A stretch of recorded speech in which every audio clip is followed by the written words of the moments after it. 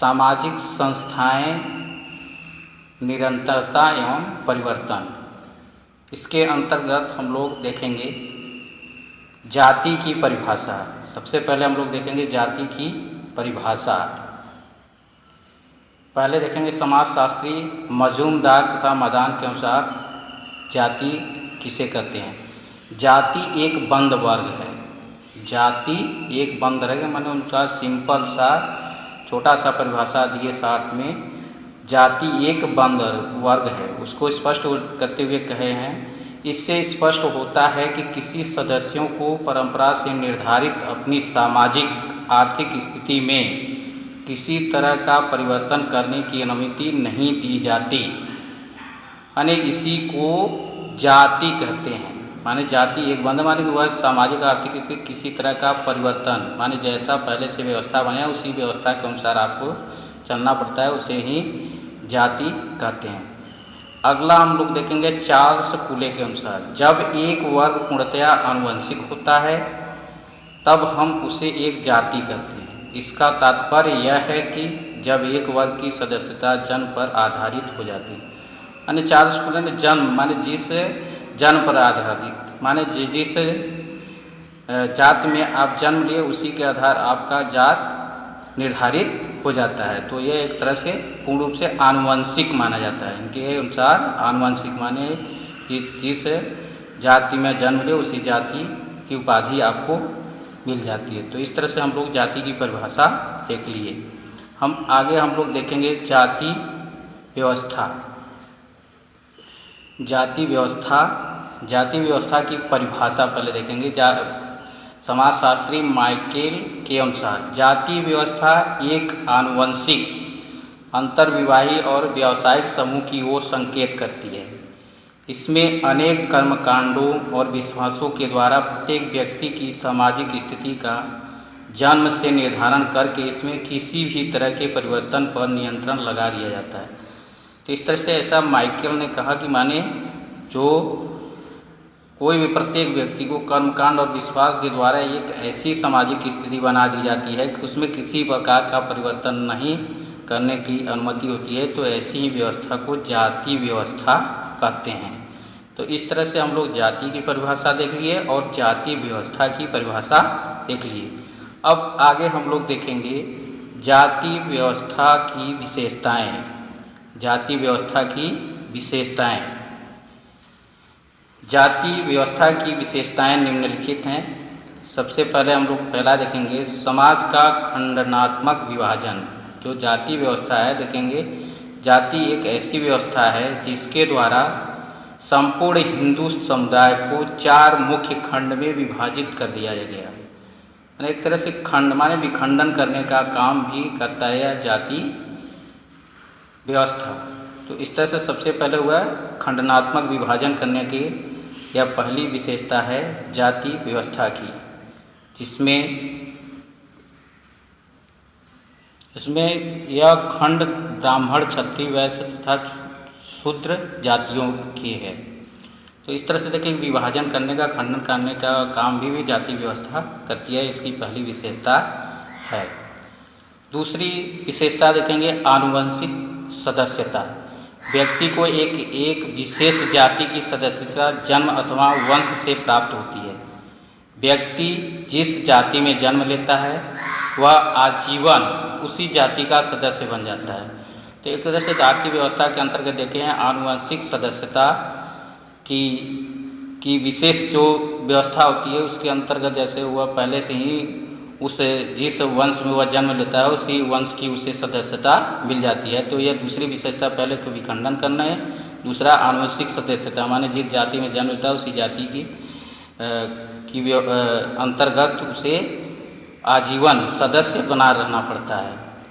अगला देखेंगे अंतर्विवाही। जाति व्यवस्था का सबसे कठोर नियम यह है कि प्रत्येक व्यक्ति को अपनी ही जाति तथा उस जाति के अंदर विवाह करना आवश्यक है।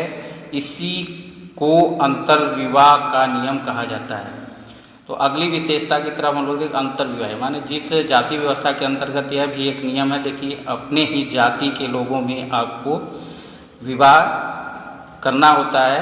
दूसरी जाति के साथ आप विवाह नहीं कर सकते। इसमें अपनी जाति या उपजाति के अंतर्गत आपको विवाह करना पड़ता है।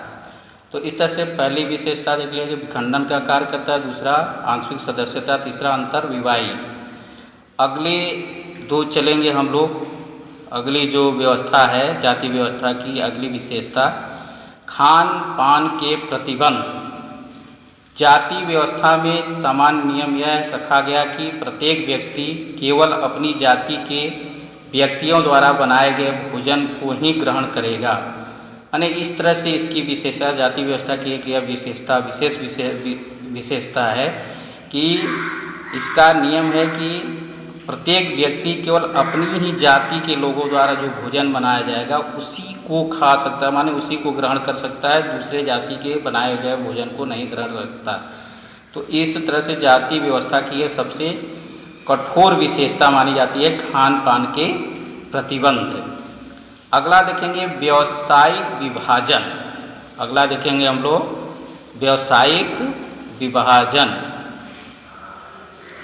व्यावसायिक विभाजन के अंतर्गत जाति व्यवस्था में प्रत्येक जाति के द्वारा किए जाने वाले व्यवसाय का रूप पूर्व निर्धारित है। सभी जातियों को यह विश्वास दिलाया गया कि अपनी जाति के ये निर्धारित व्यवसाय करना ही उनकी नैतिक और धार्मिक कर्तव्य है। तो इस तरह से अगली जो विशेष है व्यवसायिक विभाजन। जाति व्यवस्था में प्रत्येक जाति के द्वारा किए जाने वाले व्यवसाय का पूर्व निर्धारित माने पहले से ही निर्धारित जिस जाति के अंतर्गत वह जन्म लेता है उसी जाति के अंतर्गत उसको व्यवसाय की भी व्यवस्था होती है और वही व्यवसाय उसको करना पड़ता है क्योंकि ऐसा उसका वह नैतिक और धार्मिक कर्तव्य बनता है। तो इस तरह से हम अगले टॉपिक की तरफ चलेंगे। जो अगला टॉपिक है जाति व्यवस्था के गुण। जाति व्यवस्था के प्रमुख गुण निम्नलिखित हैं। पहला गुण देखेंगे हम लोग, जाति अपने सदस्यों को मानसिक सुरक्षा प्रदान करती है। जो जाति व्यवस्था है वह मानसिक सुरक्षा प्रदान करती है कि आप किसी जाति के सदस्य हैं। इस तरह से उसे किसी चीज़ की या इधर उधर सोचने विचारने की ज़रूरत नहीं पड़ती है, वह पहले से उसको मानसिक सुरक्षा प्रदान करती है जाति व्यवस्था। जो अगली जाति व्यवस्था की गुण है, जाति व्यवस्था अपने सदस्यों को हर प्रकार की सामाजिक सुरक्षा प्रदान करती है। जैसे इसके पहले देख लिए कि पहला गुण था मानसिक सुरक्षा प्रदान करती है, दूसरा गुण है कि वह सामाजिक सुरक्षा प्रदान करती है। तीसरा देखेंगे गुण, जाति व्यवस्था द्वारा रक्त की शुद्धता में विशेष सहायता मिलती है। तो देखेंगे इसमें एक रक्त की शुद्धता में इसका एक जाति व्यवस्था का यह भी गुण है कि यह रक्त की शुद्धता में भी विशेष योगदान जाति व्यवस्था का होता है। अगला देखेंगे, जाति व्यवस्था के कारण व्यक्ति जन्म से ही अपने व्यवसाय में लग जाता है। देखेंगे जाति व्यवस्था की एक यह भी गुण है कि जिस जाति में कोई भी सदस्य अपने जिस जाति में जन्म लेता है उस जाति के अनुसार वह कार्यों को करना प्रारंभ कर देता है। उसे जन्म से ही अपने व्यवसाय में लग जाता है। देखेंगे जैसे कोई भी कार्य हो, कृषि कार्य, जैसे किसान है, देखेंगे उनका जो पुत्र या उनके जो भी सदस्य होंगे वह कृषि कार्य में लग जाते हैं। या आप कोई भी व्यवसाय से संबंधित लोगों को देखेंगे उस व्यवसाय में उसके सदस्य लगकर अपने कार्य को करते हैं। जो अगला गुण है, जाति व्यवस्था के कारण व्यावसायिक संघर्ष के अवसर नहीं आते। और इसकी एक यह गुण है कि जाति व्यवस्था के कारण व्यावसायिक संघर्ष के अवसर नहीं होते, माने किसी प्रकार का उनमें संघर्ष उत्पन्न नहीं होता। तो इस तरह से इस वीडियो में बस इतना ही हम लोग देखेंगे कि ये देख लिए जाति किसे कहते हैं, जाति व्यवस्था किसे कहते हैं और जाति व्यवस्था की क्या विशेषताएं हैं और जाति व्यवस्था के गुण। अगले वीडियो में हम लोग इसके आगे वाले टॉपिक का अध्ययन